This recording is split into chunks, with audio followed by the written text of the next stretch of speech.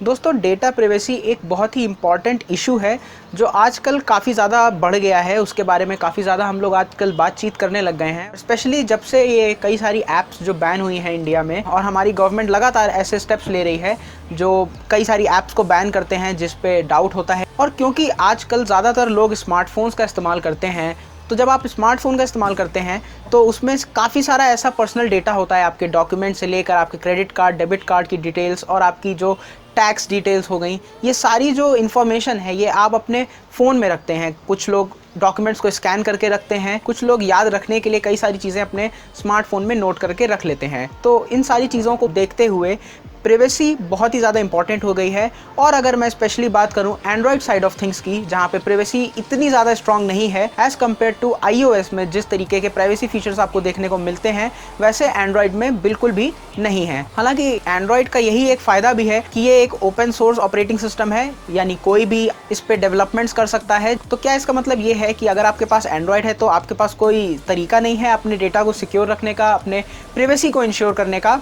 नहीं, ऐसा नहीं है। हाँ, ये ज़रूर है कि एंड्रॉयड में आपको थोड़ा ज़्यादा ध्यान रखना पड़ेगा अपनी प्राइवेसी का, मैनुअली बहुत ज़्यादा आपको केयर करनी पड़ेगी, जिससे कि आपके जो इंपॉर्टेंट डेटा है वो कहीं भी लीक ना हो, कहीं भी मिसयूज़ ना हो उसका। इस वीडियो में मैं आपके कई सारे कन्फ्यूजन्स प्राइवेसी के बारे में दूर करने वाला हूं और कुछ ऐसे स्टेप्स और टिप्स बताऊंगा जिससे आप अपनी डेटा सिक्योरिटी को एंड्रॉयड फ़ोन में इंश्योर कर सकते हैं। तो वीडियो शुरू करने से पहले अगर आप इस चैनल पर नए आए हैं तो इस चैनल को ज़रूर से सब्सक्राइब करें, क्योंकि मैं ऐसी ही टेक से रिलेटेड इंपॉर्टेंट वीडियोस आपके लिए लाता रहता हूं। तो हे गाइस, मेरा नाम है अभिषेक, आप देख रहे हैं take to the core. Video को शुरू करते हैं, लेट्स गेट स्टार्टेड।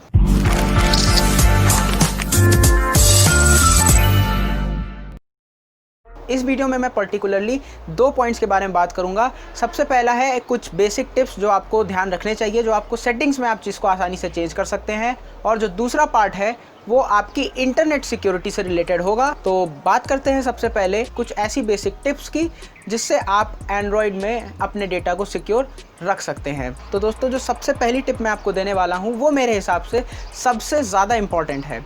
मैं बात कर रहा हूँ कॉमन सेंस की। जब भी आप कोई स्मार्टफोन खरीदने जाते हैं या आप कोई भी नया फीचर इसका इस्तेमाल करने वाले होते हैं अपने फ़ोन का, या इंटरनेट पे अगर आप ब्राउजिंग करते हैं, तो कॉमन सेंस का इस्तेमाल करना सबसे ज़्यादा ज़रूरी है। क्योंकि अगर आपको लगता है कि आप कोई भी ऐसा ईमेल पढ़ रहे हैं या ऐसे कोई आपको मैसेजेस आ रहे हैं, या कहीं भी अगर आप इंटरनेट ब्राउज़ कर रहे हैं तो कुछ ऐसे लिंक्स आपको देखने को मिलें जिसमें ऐसा कुछ क्लेम किया जा रहा हो कि आप किसी पर्टिकुलर कंपटीशन में फर्स्ट आए हैं हमारी लिस्टिंग में, और इसकी वजह से आपको कई सारे पैसे मिलने वाले हैं, लाखों करोड़ों पता नहीं कितने पैसे आपको ऑफ़र किए जा सकते हैं। तो ये तो एक बहुत ही कॉमन सेंस की बात है। ये आपको हमेशा ध्यान में रखना चाहिए कि ऐसी कोई चीज़ें अगर आती हैं आपके मेल में, आप कहीं भी उसको देखते हैं, तो बिल्कुल ऐसी चीज़ों को इग्नोर कर दें आप। क्योंकि ऐसा बहुत ही रेयर है कि आप इतने लकी हों कि आपको कोई किसी कंपटीशन में सिलेक्ट कर ले और आप उसमें फर्स्ट भी आ जाएं और उसके बाद आपको कई सारे पैसे मिलें, बेसिकली कुछ भी नहीं करने के आपको बहुत सारे पैसे मिल जाएं।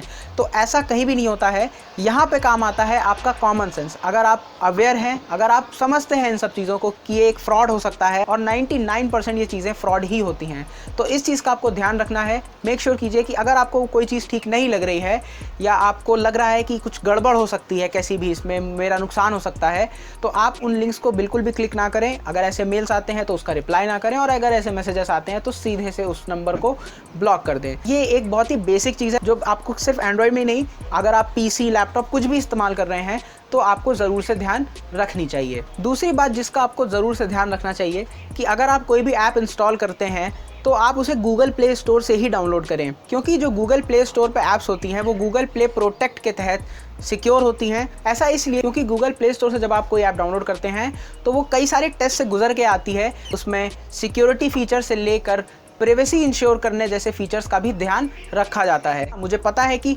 कई सारी ऐसी वेबसाइट्स होती हैं जो कि पेड ऐप्स जो होती हैं उनको भी फ्री में दे देती हैं। उनके कई सारे मॉड्स आते हैं, कई सारे ऐसे वर्जन्स आते हैं जो कि एक्चुअली में अगर आप उसको डाउनलोड करने जाएंगे तो वो पेड होते हैं, लेकिन आपको इन सब वेबसाइट्स पे फ्री मिल जाते हैं। और जब आप वो ऐप्स डाउनलोड करते हैं तो वो बहुत अच्छे से काम भी करती है। मैं ऐसा नहीं कह रहा हूँ कि वो काम नहीं करती हैं, सारे ही फीचर्स आपको फ्लॉलेसली काम करते हुए नजर आएंगे। लेकिन आपको ये ध्यान रखना चाहिए कि जब भी आप कोई ऐसी ऐप डाउनलोड करते हैं तो उसमें डेवलपर जो है अपनी तरफ से कोई भी मैलवेयर उसमें ऐड कर सकते हैं, उसमें कोई भी वायरस हो सकता है जो बैकग्राउंड में आपके डेटा की की प्राइवेसी का बिल्कुल भी ख्याल नहीं रखेंगे। तो इस लालच में कभी भी ना पड़ें कि आपको कोई पेड ऐप फ्री में मिल रही है तो उसे कभी भी डाउनलोड ना करें और गूगल प्ले स्टोर का ही इस्तेमाल करें। इसके बाद जो तीसरी बात है कि आपको अपने डिवाइस पे जो कंपनी से सिक्योरिटी अपडेट्स आते हैं, वो चाहे छोटा अपडेट हो चाहे कोई बड़ा अपडेट हो, आपको हमेशा अपने फ़ोन को अपडेटेड ही रखना चाहिए। आज के समय में ज़्यादातर ऐसी कंपनीज़ हैं जो अपने स्मार्टफोन्स में 3 साल तक के सिक्योरिटी अपडेट्स लगातार देती रहती है। ये जो सिक्योरिटी अपडेट्स होते हैं ये मंथली अपडेट्स के रूप में एंड्रॉयड खुद इसे बाहर निकालता है, इसे कंपनीज़ को फॉरवर्ड करता है और फिर वो कंपनीज़ आपके फ़ोन के हिसाब से उन सिक्योरिटी अपडेट्स को आपके फ़ोन में पैच कर देती हैं। और कई लोग क्या करते हैं कि क्योंकि ये अपडेट्स जो होते हैं, जो सिक्योरिटी अपडेट्स होते हैं, वो जनरली बहुत छोटे होते हैं, उसमें कोई खास आपको नए फीचर्स देखने को नहीं मिलेंगे, तो वो उसे नेगलेक्ट कर देते हैं, वो उसे अपडेट नहीं करते हैं, कहते हैं कि यार कोई फीचर तो नहीं आया, नहीं तो अपना डेटा वेस्ट करके क्या फ़ायदा। लेकिन दोस्तों ऐसा नहीं है।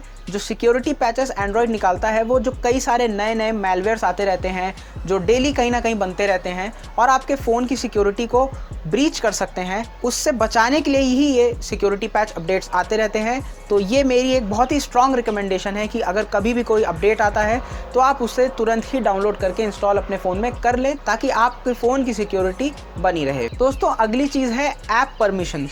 दोस्तों ऐप परमिशंस बहुत ही ज़्यादा इंपॉर्टेंट रोल प्ले करती हैं आपकी डेटा प्राइवेसी में। फॉर एग्जांपल जब आप कोई ऐप डाउनलोड करते हैं तो उसे ऑब्वियसली कई सारी परमिशंस की ज़रूरत होती है। अब जो पुराने एंड्रॉयड वर्जन्स थे यानी मार्शमैलो से पहले के जो वर्जन्स थे उसमें एक ही क्लिक से आप सारी परमिशंस ऐप्स को दे देते थे, जो बहुत ही ज़्यादा डेंजरस एक सिचुएशन बना देता है। लेकिन जिन फ़ोन्स में एंड्रॉयड मार्शमैलो या उससे ऊपर का कोई भी वर्जन है तो आप उसमें परमिशंस को इंडिविजुअली सेट कर सकते हैं। फॉर एग्जाम्पल अगर आप कोई गैलरी की ऐप डाउनलोड करते हैं तो उसे मीडिया फाइल्स की एक्सेस की तो ज़रूरत है, बिल्कुल है, क्योंकि तभी वो काम कर सकती है ऐप।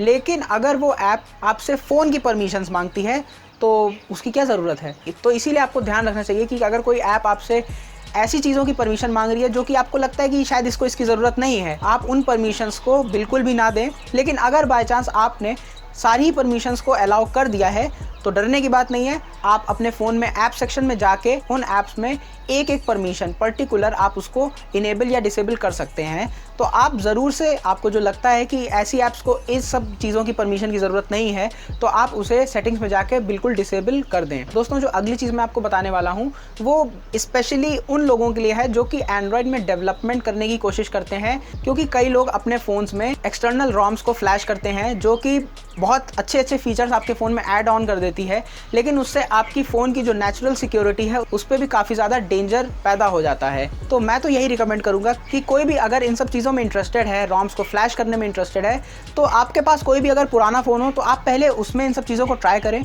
अच्छे खासा एक्सपीरियंस ले लें कि ये चीज़ें कैसे काम करती हैं। उसके बाद ही आप अपने मेन फ़ोन में, जिसको आप डेली ड्राइवर की तरह इस्तेमाल करते हैं, उसमें इन सब रोम्स को फ्लैश करने की कोशिश करें। और दोस्तों जो मेरी इस सेक्शन की आखिरी टिप है वो भी कॉमन सेंस से ही रिलेटेड है।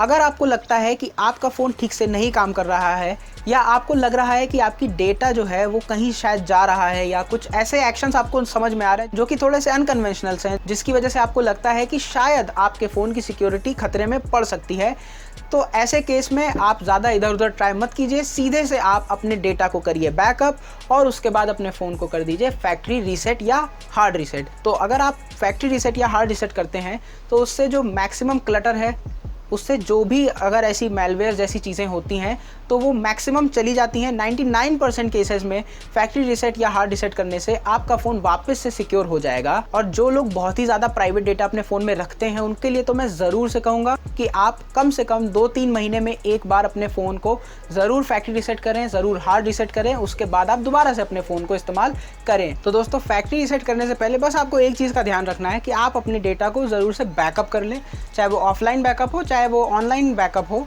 कोई भी बैकअप आप कर सकते हैं। उसके बाद आप आराम से फैक्ट्री रीसेट कर सकते हैं। तो दोस्तों अब मैं आपको दूंगा एक बोनस टिप, और वो टिप ये है कि आप अगर चाहें तो अपने फ़ोन के डेटा को एनक्रिप्ट कर सकते हैं। एनक्रिप्शन का सिंपल मतलब ये है कि वो डेटा कोई भी और आसानी से रीड नहीं कर सकता है। तो आप अपने एंड्रॉयड फ़ोन के इंटरनल स्टोरेज डेटा को एनक्रिप्ट कर सकते हैं, ये ऑप्शन आपको सेटिंग्स में मिल जाएगा। ये ऑप्शन सारे ही एंड्रॉयड फ़ोन्स में अवेलेबल रहता है। कई सारे हाई एंड फ्लैगशिप फ़ोन्स होते हैं जो कि इस एनक्रिप्शन को ऑटोमेटिकली कर देते हैं, लेकिन जो ज़्यादातर फ़ोन्स हैं, स्पेशली अगर मैं एंट्री लेवल या मिड रेंज फ़ोन्स की बात करूं, तो एनक्रिप्शन आपको खुद मैनुअली करना पड़ता है। कुछ ज़्यादा डिफिकल्ट नहीं है। आप अपने फ़ोन की सेटिंग्स में जा सकते हैं, उसमें सिक्योरिटी में जा सकते हैं, उसके बाद आपको एक एनक्रिप्ट फ़ोन का ऑप्शन मिल जाएगा। आप इसे सर्च भी कर सकते हैं, ये ऑप्शन आपको नज़र आ जाएगा यहाँ पे। लेकिन एक बात ध्यान देने वाली है कि मैंने कहा है कि एनक्रिप्शन सिर्फ इंटरनल स्टोरेज के ही कंटेंट्स के लिए हो सकता है। अगर आप SD कार्ड यूज़ करते हैं तो मेक श्योर करें कि SD कार्ड में आप ऐसा कोई कंटेंट ना रखें जो कि बहुत ज़्यादा सीक्रेट हो, जिसकी प्राइवेसी बहुत ही ज़्यादा अटमोस्ट इंपॉर्टेंस की हो। तो ऐसी चीज़ आप SD कार्ड में ना रखें, ऐसी चीज़ें आप इंटरनल स्टोरेज में रखें और उसके बाद अपने फ़ोन को एनक्रिप्ट कर सकते हैं। तो ये एक बहुत ही बड़ा एडवांटेज है एंड्रॉयड में एनक्रिप्ट फ़ोन के ऑप्शन होने का। हालांकि फ़ोन को एनक्रिप्ट करने से थोड़ा सा आपको फ़ोन कुछ दिन के लिए स्लो नज़र आ सकता है। मैं ये नहीं कह रहा हूँ कि बिल्कुल फंसने लग जाएगा, लैग होने लग जाएगा या फ्रेम ड्रॉप्स होने लग जाएंगे, लेकिन थोड़ा सा अगर आप बहुत ही ज़्यादा एंथुजियास्ट हैं, बहुत ही ज़्यादा स्पीड पे ध्यान देते हैं अपने फ़ोन की, तो आपको पता चलेगा कि थोड़ा सा फ़ोन आपका स्लो हो गया है। लेकिन ये प्रॉब्लम आपके फ़ोन की नहीं है, ये 2-3 दिन तक थोड़ा बहुत ऐसा रहेगा, उसके बाद आपका फ़ोन नॉर्मली अच्छे से वर्क करने लग जाएगा। तो दोस्तों ये तो हो गई बात कुछ बेसिक टिप्स और सेटिंग्स की, बहुत ही आसानी से जिनका ध्यान रख सकते हैं और आप अपने एंड्रॉयड फ़ोन की सिक्योरिटी को बढ़ा सकते हैं।